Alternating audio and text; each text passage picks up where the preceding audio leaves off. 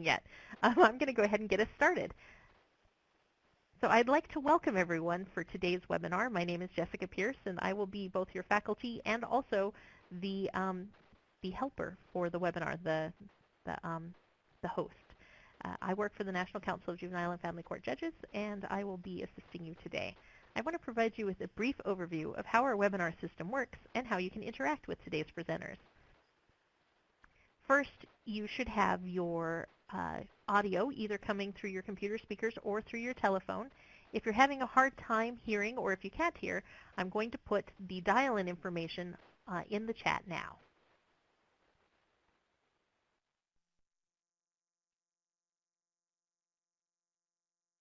During the presentation, everyone will be muted.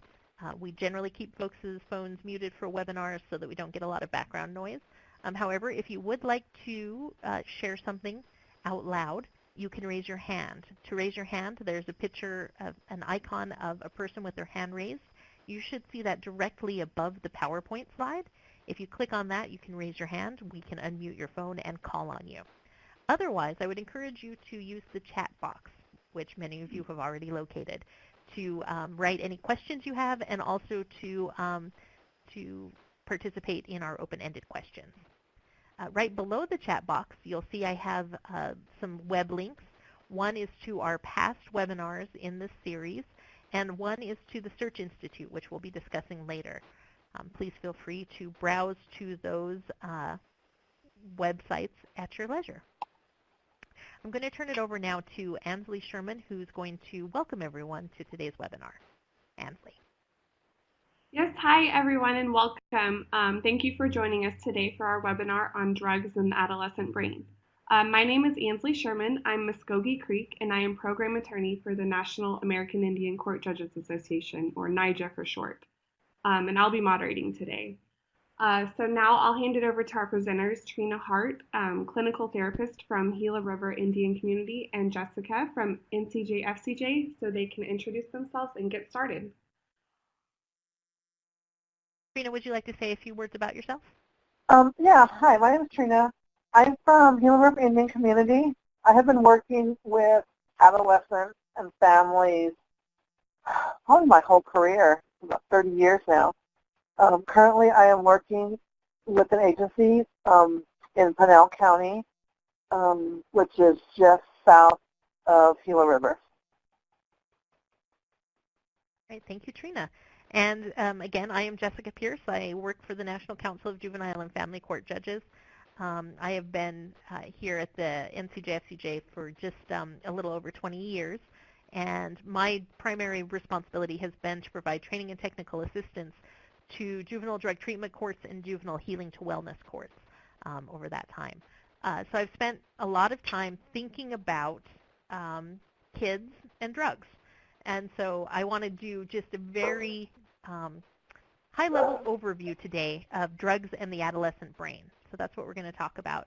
And Trina's going to give us a more practical view of things, and I'll talk a little bit about the research. And she also has then that clinical background that's going to, I think, be really helpful to us. As we're going through, please feel free to ask any questions. And there will be a couple of times that I'll ask you guys questions, hoping to get your input as well, because you're also all experts here on the phone. You all work with kids and families, and you can talk a lot, I think, about how things really look on the ground as you're doing this work. So I want to start out by talking about what we're going to do today. We're going to explore the myths and realities of adolescent development. I think it's very important when we're working with kids to remember that adolescence is a time period in our lives where brain development is occurring and the way the brain is developing affects behavior. And so reactions from kids are different than reactions from adults. And it's really important when we're thinking about how to help kids make changes in their lives that we think about how to talk to them and what's going to motivate them. We're going to discuss how and why kids use drugs. We're going to identify how we can promote positive youth development and help kids, again, develop competencies to be parts of their community and be successful as grown-ups. And then we're going to talk some about the unique strengths of Native American youth and how you can work, what kinds of programs you're all using to work with those kids. So adolescent development, let's just start there. All of us were adolescents once. We can all get in the Wayback Machine and remember what it was like to be a kid with the brain development and the hormones and the really rapidly changing world, right? In adolescence, this is when we're suddenly becoming independent and we're learning about the world and we have lots of new ideas, and it's exciting and also kind of scary. So let's talk about what adolescent development really is all about. I have a couple of metaphors I like here. So adolescence is like a learner's permit for adulthood because kids are trying out practicing new behaviors, hopefully with supervision and guidance. Or maybe adolescence is like a roller coaster, lots of ups and downs, and you never know what's around the corner.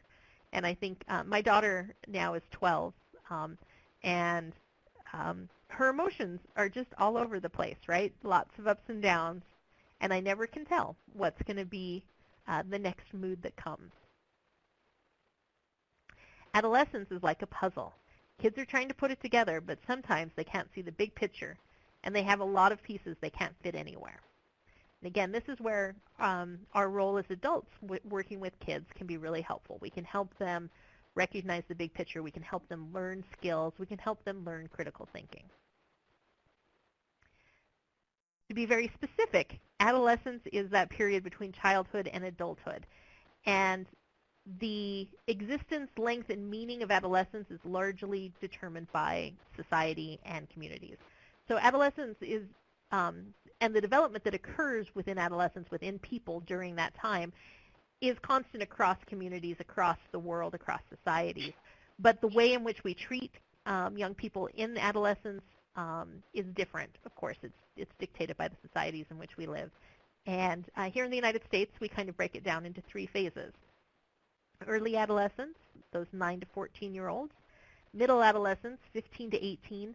And late adolescence, or that kind of emerging adulthood, which is 19 to 25. And remember that we know kind of from the research now that the brain really keeps developing up until 25, 26. And so the critical thinking skills of a 14-year-old are very different than the critical thinking skills of a 30-year-old. And we also, of course, heavily stereotype this part of development, right? Everybody was an adolescent. We all have ideas about it. And we all, in our culture, both within the larger American culture and then also, I think, within smaller community cultures, have very specific ideas about what adolescence is really all about. So the development is occurring across different domains that are all interacting together. So we have the brain, and all of a sudden, the brain is developing the ability to abstract, to reason abstractly. So all of a sudden, these concepts are very exciting and interesting to kids because their brains are just really coming around to how to do that.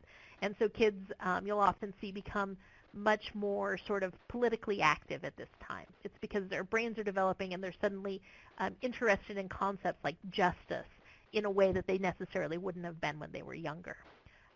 We see a much bigger role for peer among our adolescents, and of course we're seeing a lot of physical changes, excuse me.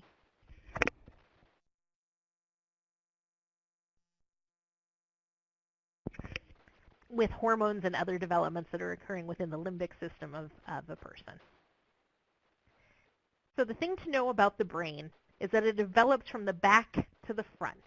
And so the front of the brain, the prefrontal cortex, that's all the part of the brain that is the command center. I heard it once described using a Star Trek metaphor, which is that that's the bridge of the Starship Enterprise. But as it's developing, there's no Captain Kirk or Captain Picard, depending on which captain of Star Trek you like the best. There's no Captain Kirk there. And so that the problem is that kids have these great, brains and these sophisticated machines, but there's nobody quite yet in the driver's seat.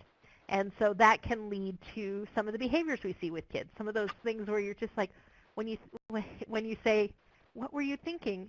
and they say, I don't know, that's true. They didn't necessarily make a conscious decision about a behavior that they did, right? That they kind of were on that autopilot. So thinking about how kids think and how that brain development works. The prefrontal cortex is really important for making decisions, for regulating emotions, and for handling ambiguous information. So this is where, when we have kids in the system, and we think we've been clear, and we say, maybe if you do this, you'll get a reward. They don't hear the maybe part, right? Because that's ambiguous. Their brain isn't quite ready to process that information. They hear it concretely. If you've ever said to someone, I'll try to come to your game, and then you can't come to the game, and they're very disappointed and kind of angry at you, it's because they don't hear the I'll try part. They hear the I'll come to your game part. So we have to be really thoughtful when we talk to kids that we're really thinking about where they're at developmentally, and we're really trying to be very concrete and specific in our discussions. The brain is growing like crazy. Lots of new connections are coming.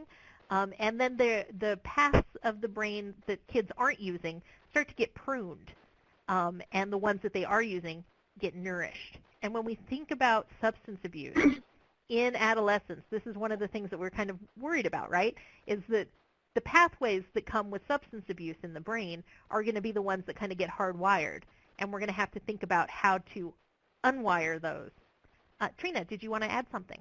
I did. I just want to chime in and remind people, too, when they look at how the brain's developing, also look at like the cognitive abilities of that child you're working with specifically, because if child have IEPs or they're in special needs classes, their way of processing things are a lot different than a child who has a normal brain development.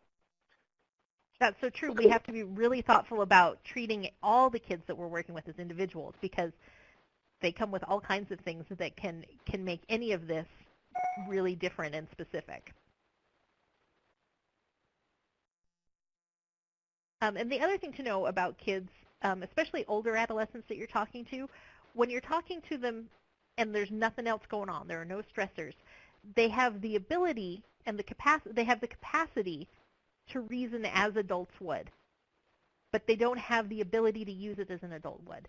So when you're talking to somebody and you're kind of doing like a post-mortem on behavior, or you're asking them to plan for the future, they can sound really smart and they have it all together and they'll say the things that you're like, yeah, absolutely, you get it. But when they get into the moment, they're not able to do those things because they don't have that ability to use it yet. So one of the ways we can help them with that is to practice, have them practice it. So again, that they get that path in their brain coming. When we think about kids that use drugs and we want to help them not use drugs, helping them practice those refusal skills and talking about what works and what doesn't work for them in an actual situation is really, really important. So there's lots of adolescent behaviors that we see that are really common, right? We have the self-absorption, the spotlight effect. They feel like they're starring in their own like MTV reality show all the time, and that everybody is really concerned about their behavior and what they're doing. They have those mood swings, the risky behavior. And this is, when we think about substance abuse and kids, risky behavior goes hand in hand with that. That is a risky behavior, and kids are willing to try things out. I think, I always think back in early human development, risky behavior was probably useful to our communities when we lived, as isolated kind of packs of people. And the risky behavior in adolescence helped keep people fed or helped find new safe places to live. And so thinking about why risky behavior happens at this time, we probably have a reason in our evolution for why that was. But now it kind of takes a different form, right? Kids want to belong. They want to fit in with their peers. They feel like nothing can touch them. That Superman effect. They don't recognize that harm is a possibility, partly because they have wishful or magical thinking. And they don't always have that judgment to make decisions. Trina, you work a lot with kids. Can you talk a little bit about adolescent behaviors you've seen and kind of which ones of these are the really kind of worrisome ones? I think, well, kids tend to be self-absorbed, but I think also social media has a lot to do with that because they want to record everything that they're doing. I had, for example, I run a substance abuse program for Pinell County Probation, and we have a kid where we had to recently say, hey, no phone, because kids were trying to record themselves doing their substance abuse program. It's like, hey, these are HIPAA violations. They're having to explain to that. So now there's a running joke in my group about, oh, that's a HIPAA violation. You touched your phone. I mean, they get it, but they also are very into what's going on in the moment. So not only are these things kind of the adolescent development, these behaviors that we see common, but then you throw in stuff like social media, and I can't imagine. I mean, I'm just so glad there wasn't a record of things when I was coming up, right? and I think for adults sometimes it's hard for us to understand that need to document everything that's happening in your life, because you think about group and you think about it as being something that's private. So the fact that kids want to have that sort of record of that, even the dumb things that they're doing, I think is something that as adults we don't necessarily have in that same way. No, and I agree with that, Jessica. And I do think we need to change our thinking, and we need to start thinking like our teens think at times, to see, like, why do you need to document so much? Why do you have that need to belong? What is it that you want to happen in this world that you live in?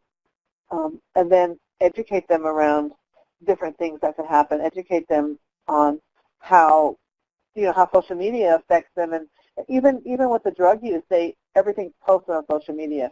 They post pictures of them using. They post pictures of them smoking, of marijuana they get, of doing other things.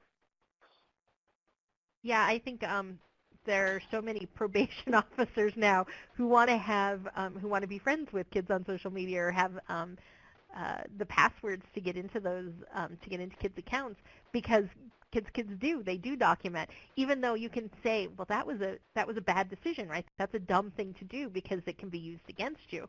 That's not how they're seeing it, right? Because of how their brain works. So I think it maybe for law enforcement folks, it's become something that's useful to them, but I think kids don't necessarily realize that all of that's permanent.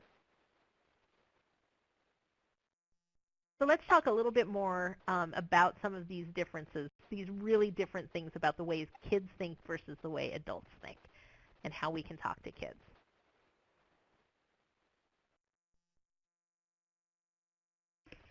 And I'm going to just pause here to say,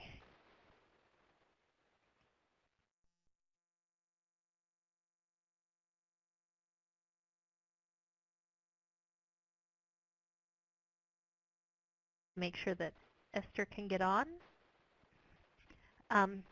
So going back to the idea that kids are concrete thinkers, they can get overwhelmed with too much information. So when we're working with kids, we want to make sure that we're clear, that we write things down, that we give it to them in a way that they can understand, that we give them follow-up information, that we make sure that we're doing as much as we can to help them remember things and not get overwhelmed with information.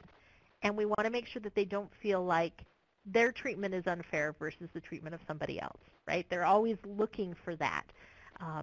What's fair? And again, this is partly because their brains are starting to shift from concrete to abstract thinking. So the idea of fairness has become an important thing for kids. And Adrian has added, it's important to think about the brain damage or lack of development due to an unhealthy living environment. And I think that's really important when we think about adolescent development, again, thinking about treating kids as individuals.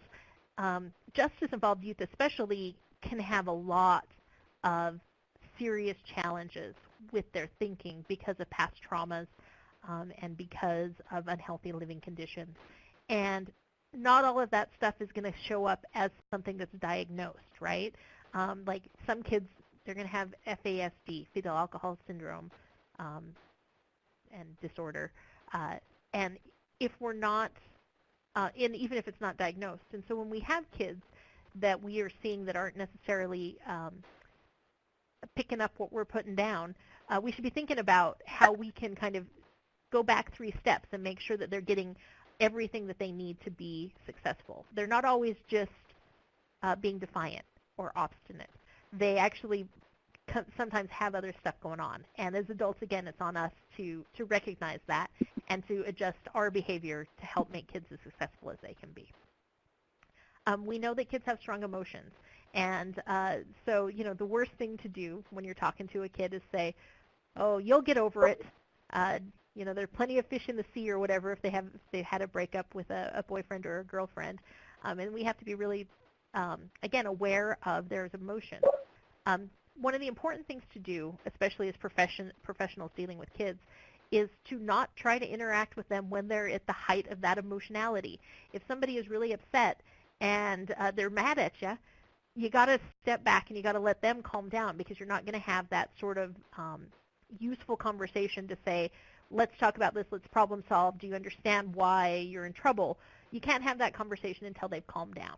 And so when you're working with kids, if they're in the justice system, if they're in the foster care system, you've got to give them a place to calm down before you try to have that conversation. So be thinking about how you can do that, how you can give them space. And a lot of folks, we do this anyway. It comes naturally to us. But if you find yourself in that situation where you kind of want to argue back, try to take a step back and wait for kids to cool off. We have to remember that kids have very little control over their environments. They're part of family and community units, and sometimes they might be in isolated rural areas. Sometimes they might be going to a school where all of their peers are using drugs, and we have to be thoughtful about how much they can change their environment. So be thinking about, when we think about adolescents and how we want to help them change, think about what's in their control and what isn't, and how we can give them skills to work within that environment. And then finally, again, that spotlight effect, I kind of talked about that a little bit earlier, and Trina did too with the social media. They really do. They feel like they're starring in their own reality TV show. And so how do you work with that? And how do you address some of those things where you think about, somebody who comes to court dressed provocatively, or wearing a girl who's dressed provocatively, a boy who's wearing a T-shirt that's inappropriate. Why are they doing that, and what's the right way to respond, right? They're trying to get a rise out of us. They're trying to provoke a reaction. They're trying to assert their individuality.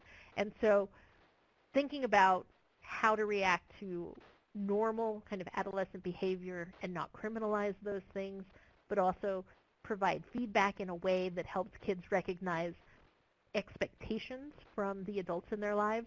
All of those things are things we should be thinking about.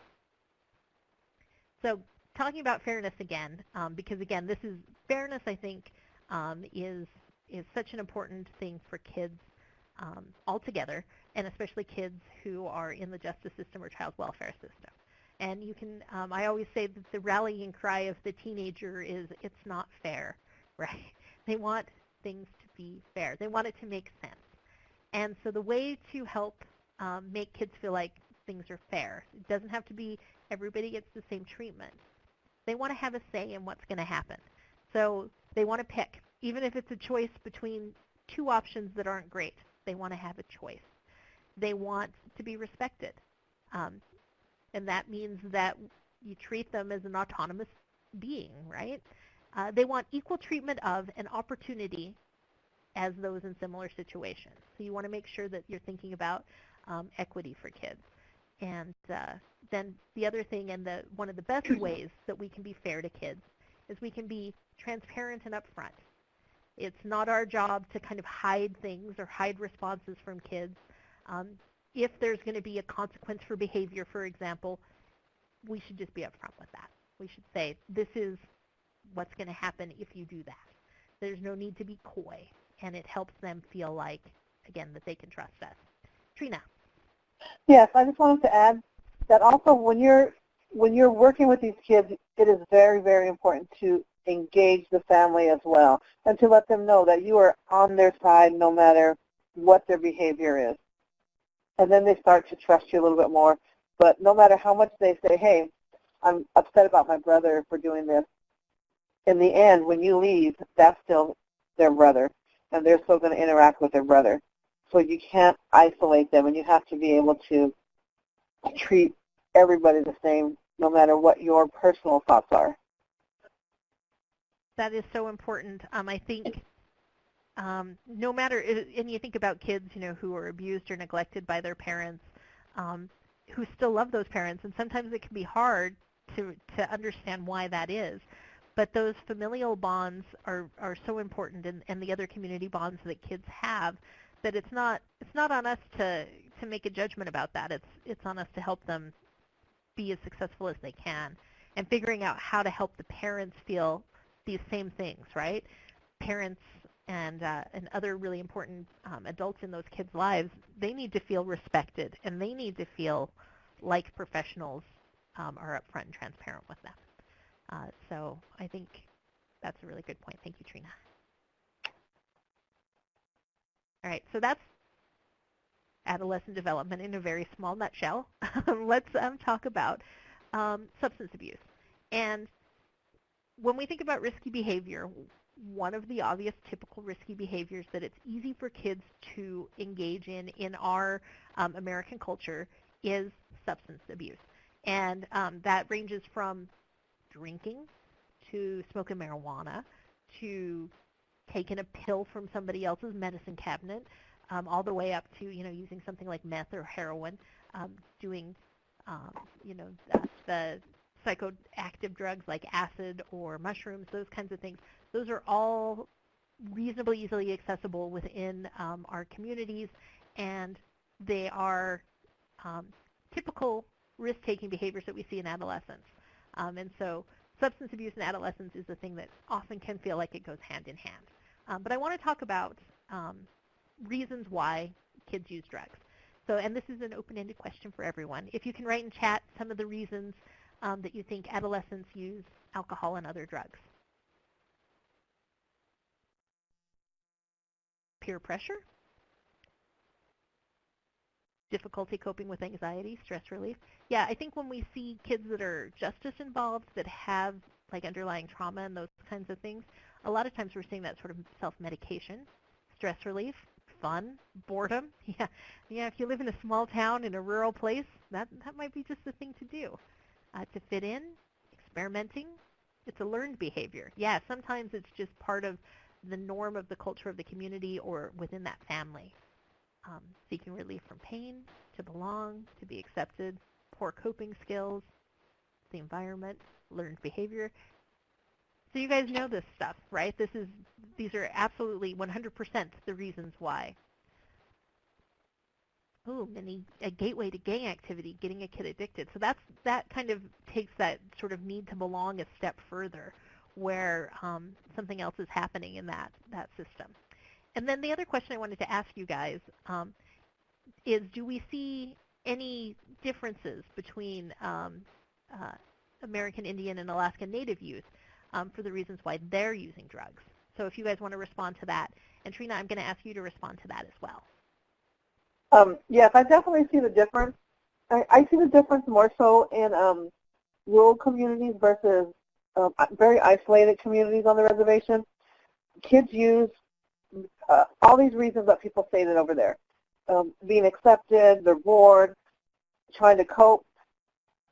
I found in practicing that a lot of kids use because they don't know how to cope, they don't know how to say no, and they don't want to isolate themselves from the only friends and family they have in their small little village. So they use to try to fit in, to try to be a part of them. And you see, once they start using, then it's very difficult to get them to see there are other ways to address the pain, there's abandonment issues. The list goes on. I think everybody has a really good grasp on why kids use. Right. And Sandra, you make an interesting point that marijuana is widely used in Indian traditions, and so that can be part of the culture. And then, Trina, have you encountered young people who have used marijuana as part of what they feel like is a ceremonial kind of reason? Yes, I have. And then they tend to normalize the drug use at that point. Well, I'm doing it for this reason, so it's really not a bad thing. And then even when they have adults telling them, well, you're using it inappropriately, you're not doing it the way you're supposed to, they still justify it because in their world it's immediate, it's impulsive, that, hey, I'm doing this because this is what I was taught. So what you're telling me then is I was taught wrong. Right. And so they start to justify reasons why.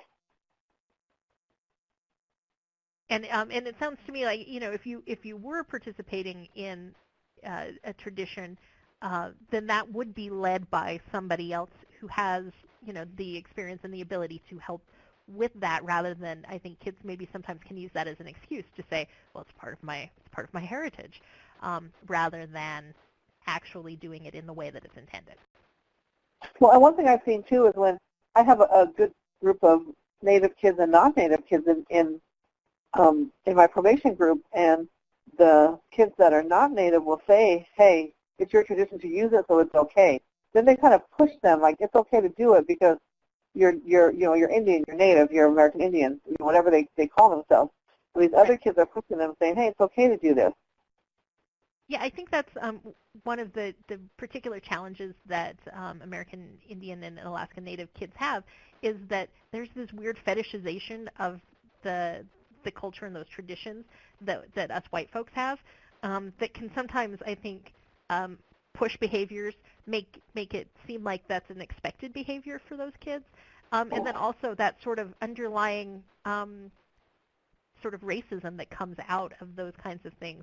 I think all of those things can be real drivers for and motivators for things that that would be happening even on a subconscious level.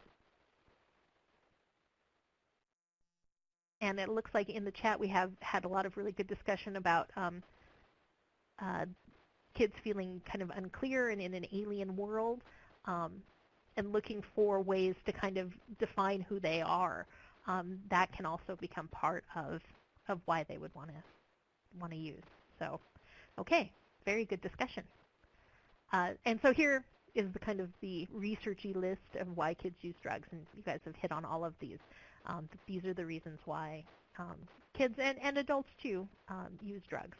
And we're thinking about drug use not as reaching kind of that sort of addictive level, but this is just that sort of experimental level of, I want to see what it's all about.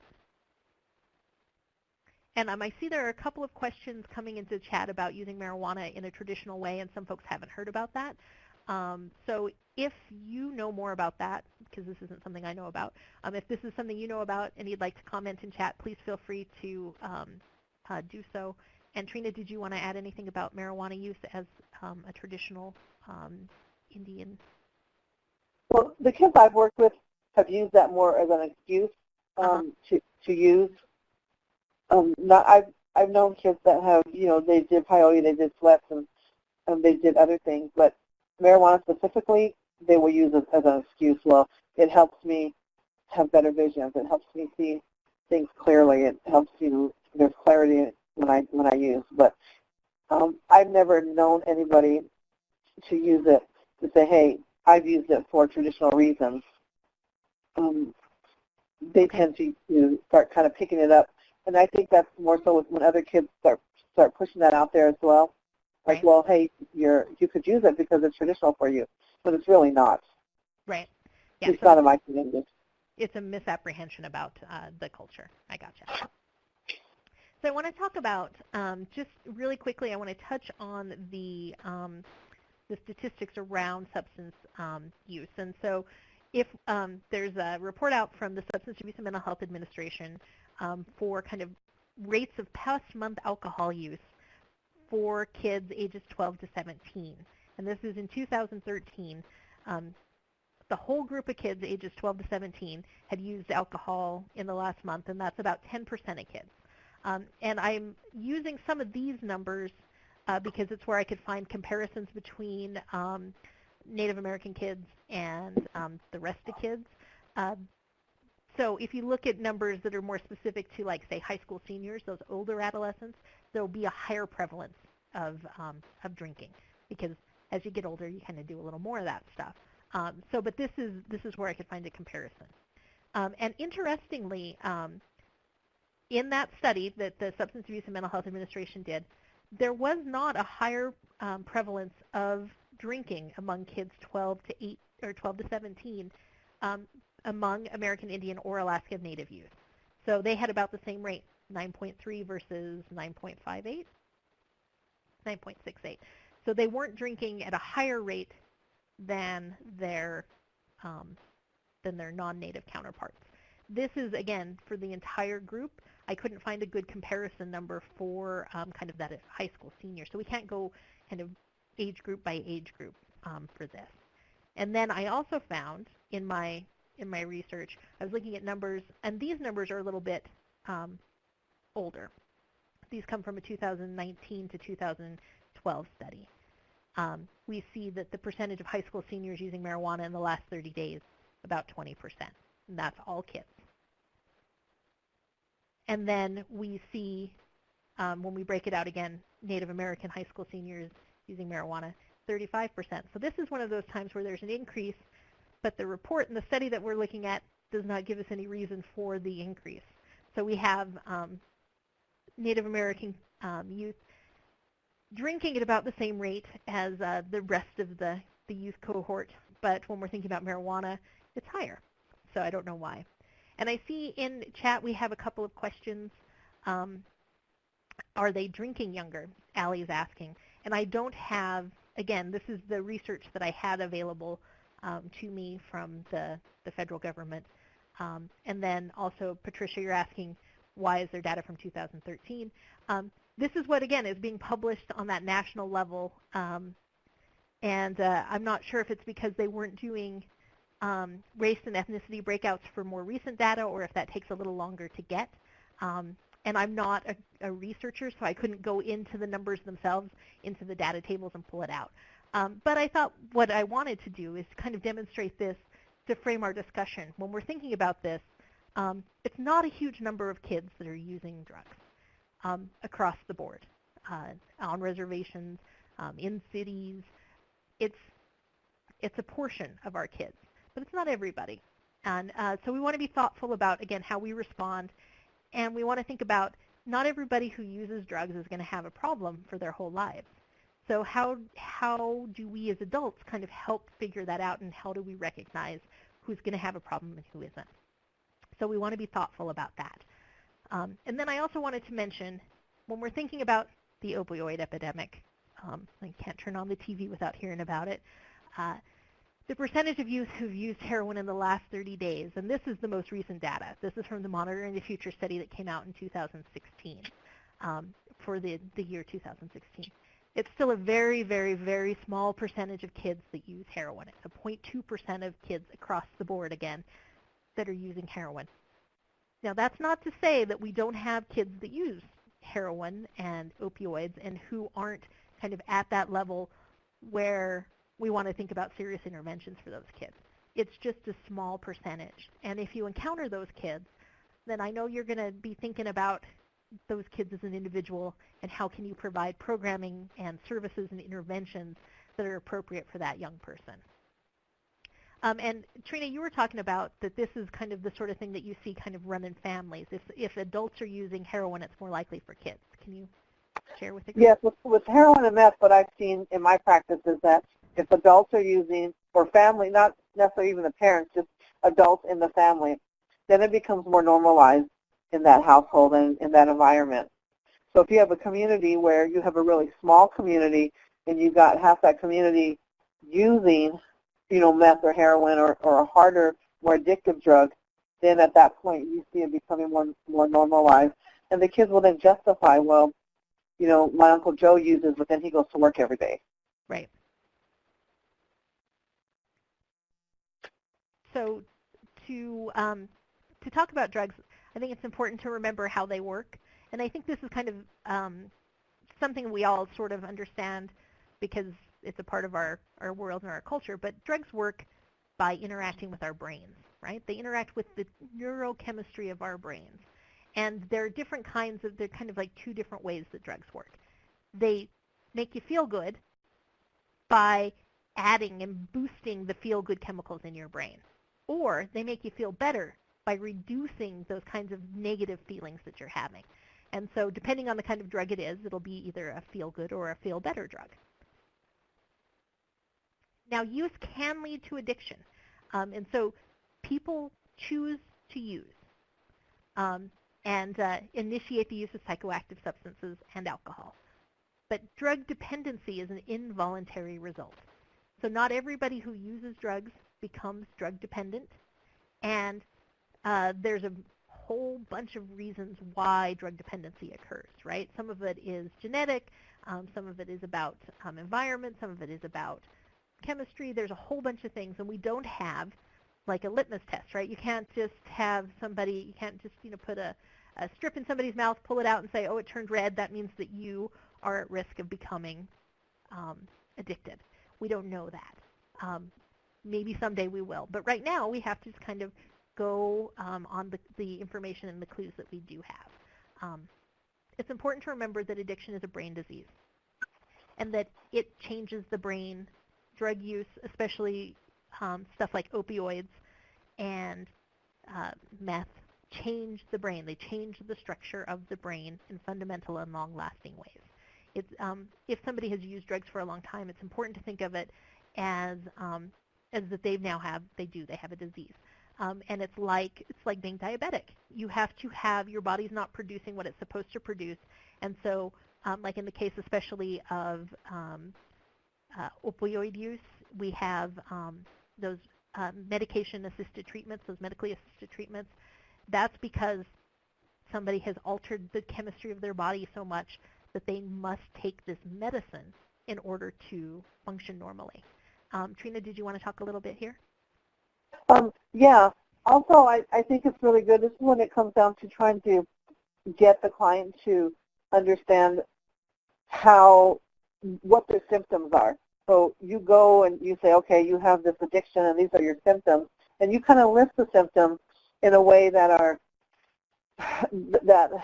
make the client understand that, okay, this is what I'm going through. It's not necessarily like, oh, why are you doing this? What are you doing this for? Don't you understand that drugs are bad for you? But basically, you're saying, okay, this is your symptoms of this particular disease. Sometimes you become selfish. Sometimes you don't follow through. You have a shorter-term memory. You forget. And then they start recognizing, well, I do these things. And then they become more engaged, as well as trying to get the family to understand what these symptoms are. So then the family's not always saying, well, they're smoking again after they promised they wouldn't, or they're using something else and they promised that they wouldn't use. And then to get them to understand these are symptoms of this disease. And that's where that's where your clinician comes in and has to really engage the family. I think it's so interesting what you said about like selfishness being a symptom, because I think there are those kinds of behaviors, those classes of behaviors that we don't think about as being symptomatic of this. And so it sounds like people really have to change their thinking about this, even from just saying, yeah, I recognize it's a disease, to saying, I recognize this behavior isn't driven by a person's personality necessarily. Is that what you're saying? Yes, and there are symptoms of this disease. And everybody has different symptoms. Some kids just aren't as selfish, but some kids become very selfish at that point. And then the communication stops. So one of the things that I like to do when I'm working with families is to really educate the family, too, on, hey, communication is a breakdown. Communication breaks down when the addiction process starts. One of the things I've often heard families say, and even professionals, is that people who are kind of in the midst of their use get really manipulative. Would you think that that kind of manipulative behavior is also sort of what we're thinking about as sort of a symptom? Yes, I say that all the time with my families and my kids, and that's something that we do in group. Is we talk about the manipulative behaviors kind of throughout the whole time they're in group with us. And I can imagine it's so much easier if you're a family member to be resentful of somebody who's being that way, right? Being selfish and manipulative. You get mad about that rather than feeling like, oh, you have a disease, you need help. You get mad. they get mad and then they react. And you said something a while back about how to, to be, when you do address the kids, to be in a calm state. Everybody, it's important that everybody, not only the child, but the family and the providers that are working with the child, to be able to self-regulate and to be able to manage their own reactions and to recognize this might be a trigger for me personally, and then to realize or recognize how you're going to react to that family and to that child. So they'll pick it up in a heartbeat. They'll pick up that something's wrong, that you're looking at something different. So there's a lot of little things you could do to help yourself self-regulate. And then that also will help the child and the family. And it looks like we have a question in for you, Trina. Do you provide psychoeducation neurobiology of addiction? So in my group, I do a little bit of that. We do a little bit of brain work just to get them to kind of understand what we're talking about. And it depends on the age. My group actually, I have kids from the age about 13, 14 to 18. And then I have kids that turn 18 and want to stay in group, and sometimes they do, sometimes they don't. So we do a little bit of that. I don't do a lot of that with the families because it's more difficult with the families. But with the kids, I see them each week, and I see them individually on top of that. So we have a lot of time together, and we're able to kind of do it in steps, and that helps. So yes, a little bit. And would you be willing to share your email address in chat? Yes, okay, great. I can. You can just type it in. And Esther, you have a really great point that selfishness, manipulation are learned behaviors, and also, collateral effects of historical trauma. And so I think one of the things that that makes me think about is that all of these things kind of all get wrapped up together. And so the manipulation or the selfishness can be growing out of the substance abuse, or the substance abuse can be exacerbating those things, and really bringing out like all of those negative aspects of a person's personality that have been affected by kind of swimming in this racist soup that we call society, and also the things like the historical trauma that affect those kids. So that's a great point. And then we have the last point I think I want to make here is that addiction is an early onset disease. The earlier a person starts using, the more likely they are to have lifelong struggles with drugs and alcohol. And so what we want to think about always with kids is that if we have reason to believe that they're going to have these lifelong struggles, it's important to intervene. So differentiating and using good clinical information, right? This is not Jessica intervening saying, I think you might have a problem down the road with drugs and alcohol. I'm not a person that can do that. But I would work with a person like Trina who can tell me, based on my professional judgment, clinical assessments, and historical information about this young person, this person is on a path that if they don't deviate from it, they're going to have those periods of use, then desistance, then use, and that cycle we can make shorter by intervening earlier. Now, you can't always interrupt the cycle completely, right? Like you can't always give kids a dose of treatment at 16 and then they go on and they never use drugs as adults, or don't have those kinds of cycles of use and then no use and then use. But what we can do is sometimes we can shorten that. And this is the treatment literature kind of points to that instead of kind of getting to sort of lifelong sobriety at 50, if we intervene when kids are younger, we can maybe get them there at 35 or 40. And so thinking about, again, that this is an early onset disease and that trying to recognize the signs and symptoms and intervening is really important. We know that those behavior pathways in the brain, again, are getting hardwired. And remember back when I very first started talking about the adolescent brain, and it's creating pathways and it's pruning off the things it doesn't want. So we want to think about those behavior pathways and how we can intervene, again, to redirect behavior and do it before it gets to a point where it's resistant to change. So the important thing to know is that not all youth who use alcohol or drugs become addicted. It doesn't rise to the level of a disorder or a disease for everybody. So how do we know who will? And as I said, we don't have that litmus test yet. You can't take somebody's temperature and say, oh, you're at risk. But what we do know is we know that there are a bunch of environmental factors that can lead to these things. And there are characteristics that make kids really vulnerable to substance abuse, right? Going back to those things we talked about earlier. That risk-taking behavior, that sensation-seeking, that lack of critical thinking, all of these things contribute to why kids are more likely to use and then kind of continue to use. Trina, do you want to talk a little bit about which ones of these you think are kind of more important and talk about what you've seen in the kids you work with? I've seen that a lot of the risk-taking behaviors definitely increase the possibility that kids are going to start using. Depending on like what's going on, the home environment has a lot to do with it. I think somebody mentioned historical trauma earlier.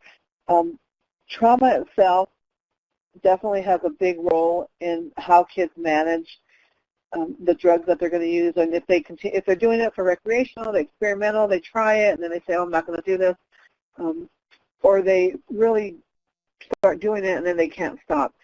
Their environmental or their home environment has a lot to do with it.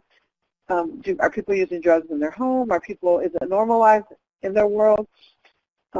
What trauma have they been through? And then what supports they have. The kids that have a lot more support, a lot more, what's the word I'm looking for? A lot more supports, but also, I'm at a loss for words right now. Kids that have a lot more supports definitely will have a lower risk of continuing to use. We see a lot of kids that have nothing to do in their community, and the more activities they have, whether it's education, occupational, recreational, that definitely makes a big difference. I have kids, if I compare the kids I work with in the semi-rural communities, because I work only in semi-rural communities and rural communities, so you have a lot of kids that have the semi-rural communities that will say, well, I'm bored and I have nothing to do, versus kids that are really rural where there's only, 10 houses in their village and there's nothing else but the houses. And then you see drugs kind of flowing through that neighborhood because they really have nothing to do. So I do think the environment has a lot to do with it. I think the risk-taking behaviors have a lot to do with it. I do think the critical thinking skills also, if a kid has an IUP and they're struggling with processing, they're a little bit more susceptible. So I'm looking at your list here. Kids that can't self-regulate definitely struggle. So if you have a family that can't self-regulate, how do we expect this child that we're working with to self-regulate? We can't. Yeah, that emotional regulation is so important, and I think it's such a hard thing to learn sometimes. It is. We do a lot of emotional regulation in our clinical work because trying to get the parents, the providers, and everybody to kind of who's around this child to be able to model that is extremely important. And then the other thing I wanted to talk about are ACEs, the adverse childhood experiences.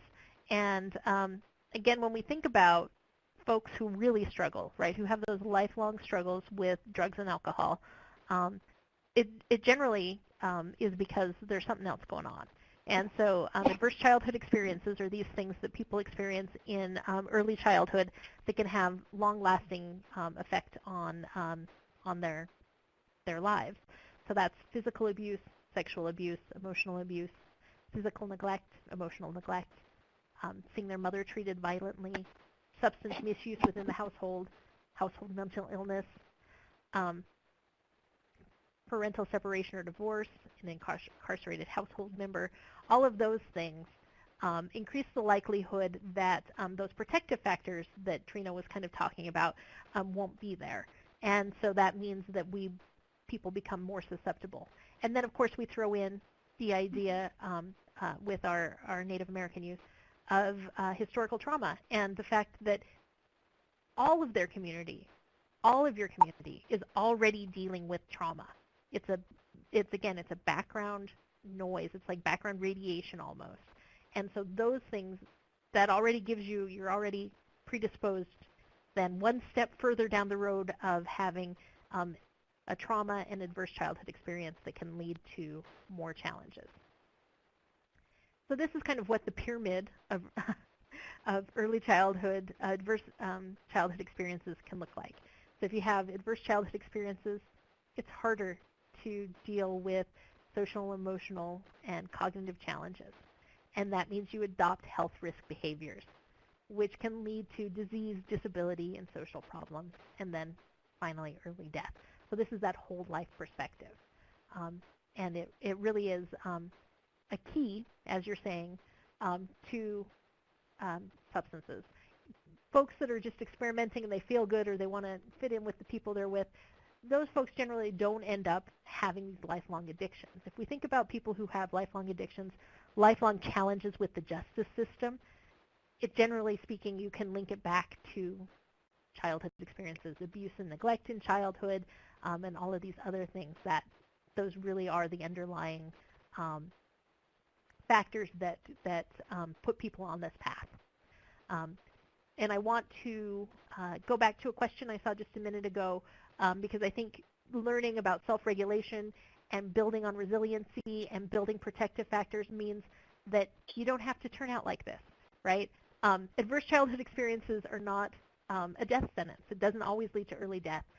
People are resilient and people can develop protective factors, and that's what our jobs as adults around these kids is to do. And so there's a question Denise asked about some ideas to help children with self-regulation. So I think that's an important thing to talk about here. Trina, can you talk a little bit about maybe one or two kinds of ways we can help kids with self-regulation? Yeah, one of the things to recognize when you're dealing with a child that's emotionally dysregulated is to really work with the family. I mean, family work is extremely important in this case, where you want to get the family to learn to self-regulate and to start recognizing what is triggering that child right before they start to escalate. Because once they start to escalate, then it's just a matter of keeping them safe. So the family has to look at themselves as well and say, okay, how are we dealing with this situation? Where you have a child maybe that tends to rage, becomes violent, and it's easier to handle a younger child because once a child becomes a teenager, then that self-regulation, then you see a lot more risky behaviors, like the increased drug use, the running away, holes in walls, a lot of domestic violence. So to try to get that child while they're a little bit younger, sometimes we can't, and sometimes we can. So, but practicing, the techniques that are out there, the breathing techniques, modeling behaviors like, I need to take a breath and go walk away and calm down, being able to say that to increase a positive communication between the child and the caretaker, whether it's the grandmother, the aunt, the mom, the dad, a foster parent, and to teach them not to react when that child starts to push their buttons, because we all have buttons that get pushed, and we all react differently. So we have to really work with the family to remain calm, but not a passive calm either, to really hold the child accountable and to work with them. And I think that's where it's important for the clinician to come in and to really work with the family that's working with the child, or that has a child under their care. And Rebecca just made the point that the family also needs to be willing and open to doing that. And so that goes back to kind of what you were talking about building trust with the families. And do you want to just talk for a minute or two about how to do that? What I know for the agency I work for, one of the things we do is we meet with the family initially, and we start with say, hey, we're a team. You're part of our team at this point. And then we really get the family to buy into what we're doing and to engage the family to start trusting you. And once the family realizes, and sometimes it takes, a month, sometimes it takes 2 months, sometimes it takes 6 months. It really depends on what trauma the family itself has been through. And then sometimes you have to really work with the family depending on who the caretaker is, to really go through their trauma in order for them to start processing the child's trauma, because they've maybe never dealt with it. I have grandmothers that I've worked with who say, well, I was sexually abused as a child, and nobody helped me, and I wish somebody would have been there to help me. And that definitely would have made a difference in my life. And you're there, you're non-judgmental, you're there to hear what they have to say, you're there to help the family just be better as a whole. So getting your clinician to really understand, like, I can't just work with this kid alone, because then the kid goes back to that environment. So you have to pull that family in. And no matter how resistant they are, you just keep going back week after week after week. And then at one point, you're in the house, you're on the table, and they're telling you stories that they have never told or shared with anybody. And that's when the work really starts. I think it's with parents and with families, grandparents and the aunties and uncles that step in. It's really important to ask questions and say, what would you be comfortable with? So, is it coming to the home? Is it going to another place? And how, really letting them feel like they are partners in it. It's not just you saying we're partners, but then not walking the walk, right? And so really being that authentic person who is interested in working and being there with them, I think really can be helpful. All right, so what can we do to help? And we've already started to talk about this a little bit. Esther, you had a really great point that we'll come back to, but I just want to make sure that it doesn't get lost here, that if within communities, within tribes, the lack of storytelling and syncing with that tribal memory and oral history can kind of become its own sort of trauma and deficit within the community. And if thinking about that on the flip side as a protective factor, I think is a really important thing for us to do, giving kids connections to not only the people in their communities, but the people in their families, their ancestors, and their culture can be a really helpful part of helping build that protective factor. So again, going back to the idea that kids and families want voice and choice. They want to have a say in what's going to happen. They want you to listen to them when they tell you stuff, and then they want to have a choice in their options. We want to be strength-based. We want to always be, when we're talking to kids and families, we want to be asking the question, what can you do? So you talk to parents and you say, I'd like to work with you and your family. When can you do this? When is this going to be appropriate and convenient for you? What you have versus what you don't have. And asking those questions, really asking them, folks that are living in poverty can sometimes feel like they have nothing. And that might be true of material possessions, but they might have other things that are really important to them, values and traditions within that family, within that community, within that tribe, that if those are the things we want to ask about. Those are the things we want to explore and build in that person.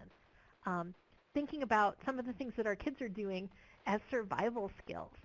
We talk about drug use within that family unit as being normed because everybody else is using drugs. But kids might also be using drugs sort of because the family would be mad and kind of shun them if they weren't, right? Oh, you think you're better than us, that kind of feeling that can come for kids that they find if they find themselves abstaining in that situation. So that can become a survival skill, a learned skill. Kids are adaptive, and those are good things. And so recognizing and acknowledging that they have those abilities, I think, is really important. And then also when we're talking with kids, always thinking about success. Just showing up sometimes is a big success, and so recognizing that and trying not to spend a lot of our time thinking about failure. So I wanted to talk a little bit about the Search Institute, which I have the link to in the web links right below the chat box. This is a group out of Minnesota, and they've spent a lot of time talking about that resiliency, the kids that are in, that have adverse childhood experiences, that are in communities that are filled with violence and poverty. When kids get out of those communities and survive and thrive, what makes them do that? How do they do that? And so they've done a lot of research thinking about it, and they really talk about developmental assets is what they call them. So if you have fewer developmental assets, you're at greater risk for problems. So if you have fewer assets, you're more likely to use drugs, you're more likely to be sexually active at an early age, you're more likely to partake in violence. If you have more developmental assets, you do better in school, you value diversity, you have good health, and you're good at delaying gratification. Now, if you go to their website, they actually have kind of what they call the 40 developmental assets that you can look up. And they break it out into different categories. Some of them are community-based, some of them are individual-based. And you can read the list of assets, and you can think about how to help kids develop those. So reading a book for pleasure is a developmental asset. Having something like, I like to read and I do that for pleasure, is a thing that you can help build on in the kids that you're working with, right? Playing a musical instrument, that's something that you can help build on. But then there are also community assets, that having people within the community that care about kids, that are looking out for them, those are all assets. Now, I'll tell you that the developmental assets, I looked, they don't have something that's normed specifically on American Indian and Alaska Native youth. So I want you to look at it and think about whether or not it would be appropriate for you to use with the kids you're working with, and whether or not you think it would be a good tool for you. And if you like parts of it, but you don't like other parts of it, I think it's okay to say, I'm going to take the parts that I like. I'm not going to worry so much about the parts I don't. Because we don't have a ton of tools that are just really specifically for Native American youth. But I want you to have an opportunity to take a look at this and see if it might be something that would be working for you. So when we work with kids, we want to focus on their strengths and accomplishments. We want to provide structure, because that's part of that moving from concrete to abstract that happens with the adolescent brain.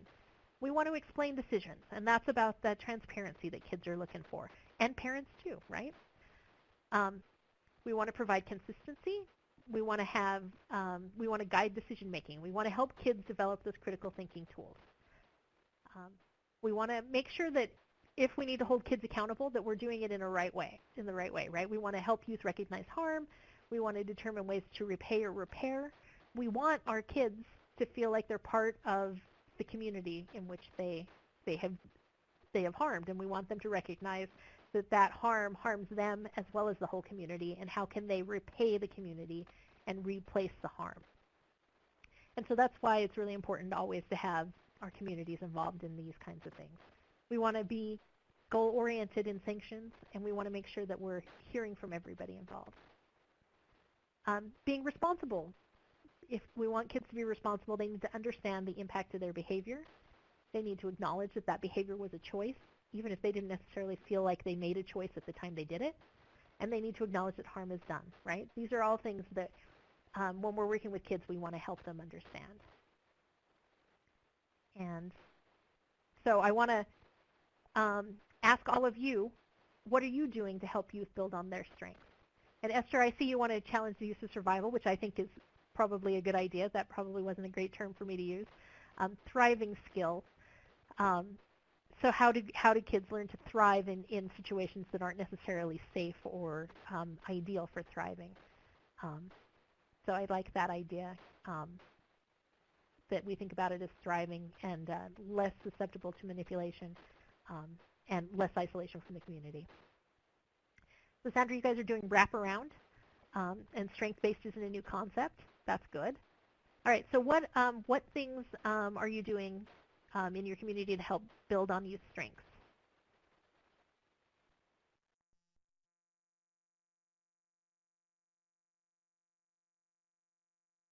And Trina, what kind of stuff are you seeing going on with your community?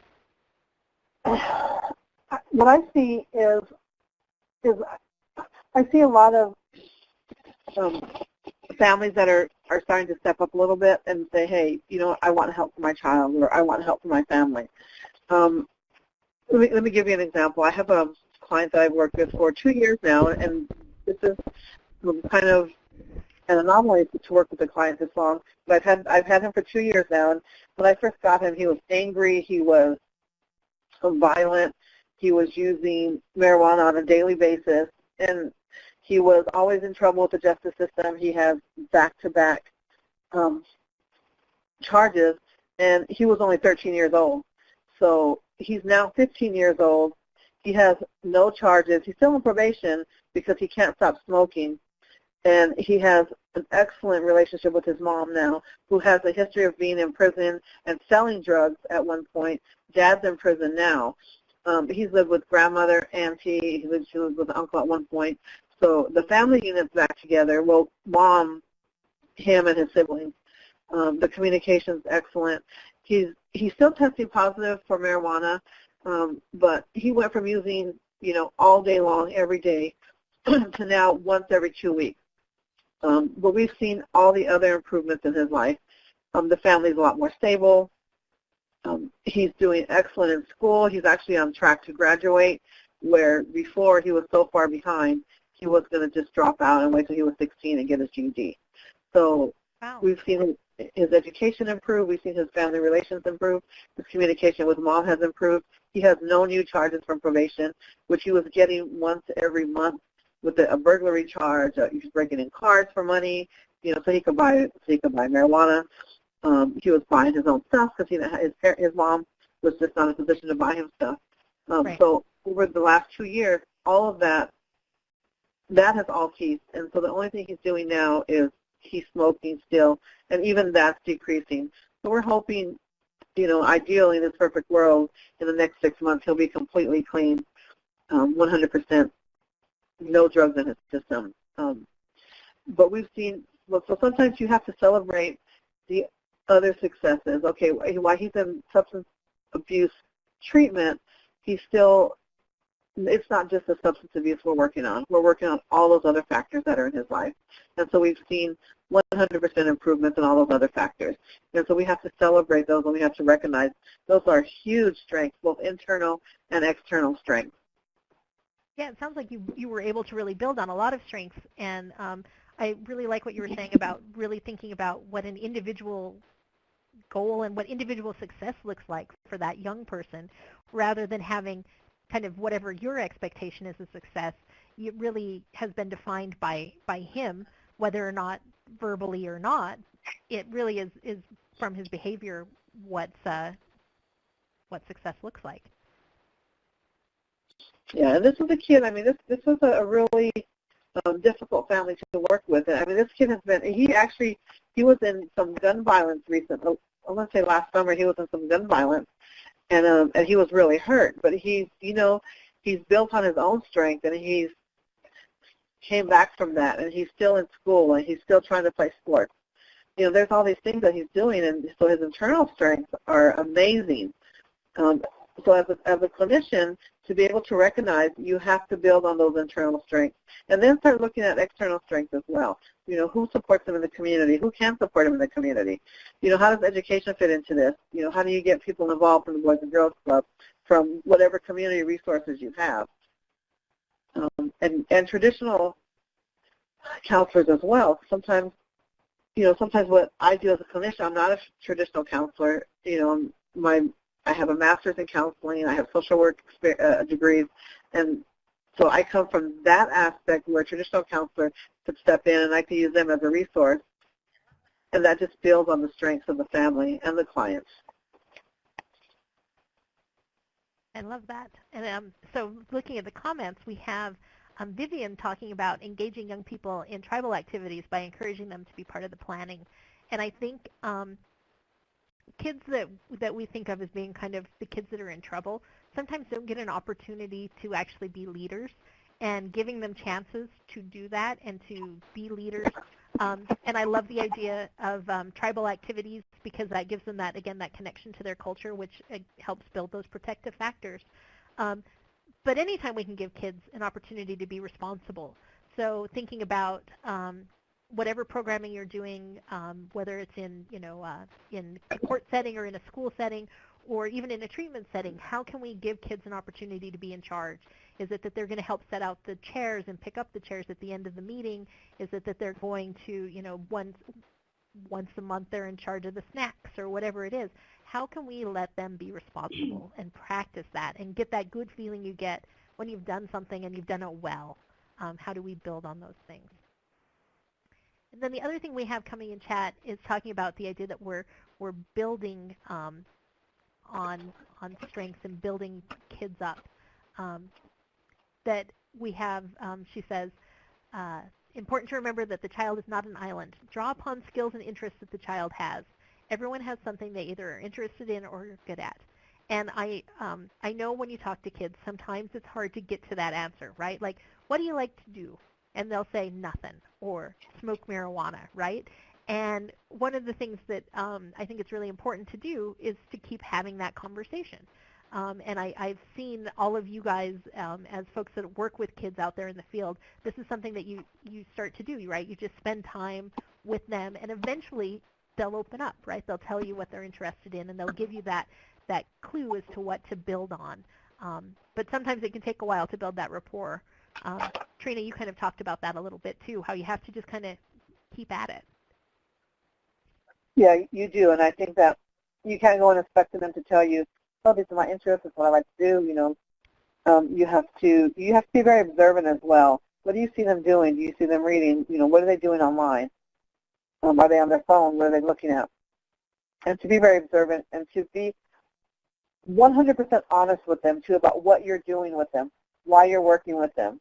Don't try to be their friend because you're not their friend, but you want to be able to tell them, this is why I'm here, this is why I'm working with you, and I'm going to support you up until you don't need my support anymore.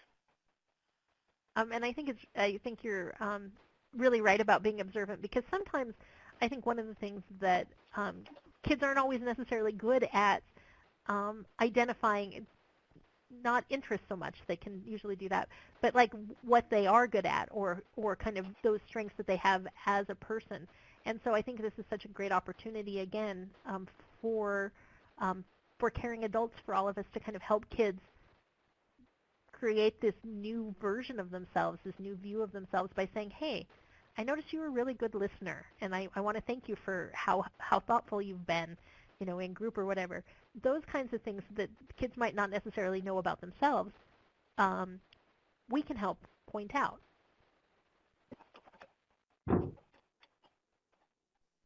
All right, do we have anybody else want to share anything about strengths? Or anybody want to ask any questions? And Sandra, you're saying you have all kinds of community events for wellness and youth groups that are driven by their needs and strengths. I think wellness stuff, and again, when we think about choice, there's a lot of stuff around wellness that kids might not even be thinking about. And so just introducing them to the concepts, even if they're not like going to jump right on that nutrition bandwagon or the exercise bandwagon right away, just giving them opportunities to see things and to think about it. And then meet people where they are, including parents and children. I think that's great. And some folks have asked for the PowerPoint. Let me see if I can't get it here so you can download it. Also, Jessica, I tried to put my email address in, but I don't think it's checked yet. Okay, I can put it in for you. Thank you. No problem.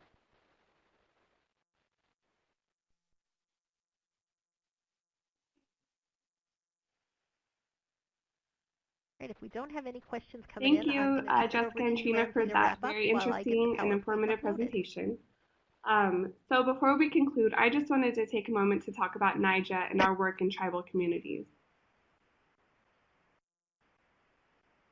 As some of you already know, NIJA is a tribal justice professional organization whose goal is to build tribal court capacity. We do a pretty broad range of work for tribal communities, and that includes training and technical assistance to support tribal courts. We're also TA providers for the Bureau of Justice Assistance CTAS Purpose Area 3 grantees. Part of our support for tribal courts is our annual conference that's coming up on October 16th through 19th in Albuquerque. This year we will feature topics that highlight ways in which tribes utilize their courts to strengthen, restore, and protect their communities, and we'll continue to offer cutting-edge training for judges and court clerks. And again, those dates are October 16th through 19th if you're interested in attending. Another part of our work is the Tribal Access to Justice Innovation website. This website allows us to highlight and share different programs in tribal communities. So if you know of a promising program, let us know about it. And if it's not already highlighted on our website, we can go ahead and share it. That website is tribaljustice.org, and again, our goal with it is to learn about emerging practices and share that information, as many tribes are addressing common challenges. And that concludes our webinar. My email address is ansley@nija.org if anyone has any questions or TA requests. Otherwise, thank you, Jessica and Trina, for your presentation, and to NCJ FCJ for hosting, and thank you everyone for joining us today.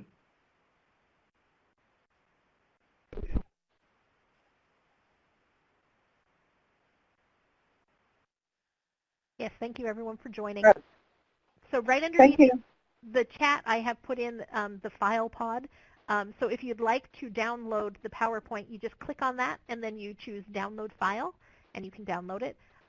Please do feel free to call on us if you have any questions, and thank you everybody for participating. And I really want to give a special thanks to Trina. She kind of was filling in at the last minute and did just a fantastic job and is so knowledgeable.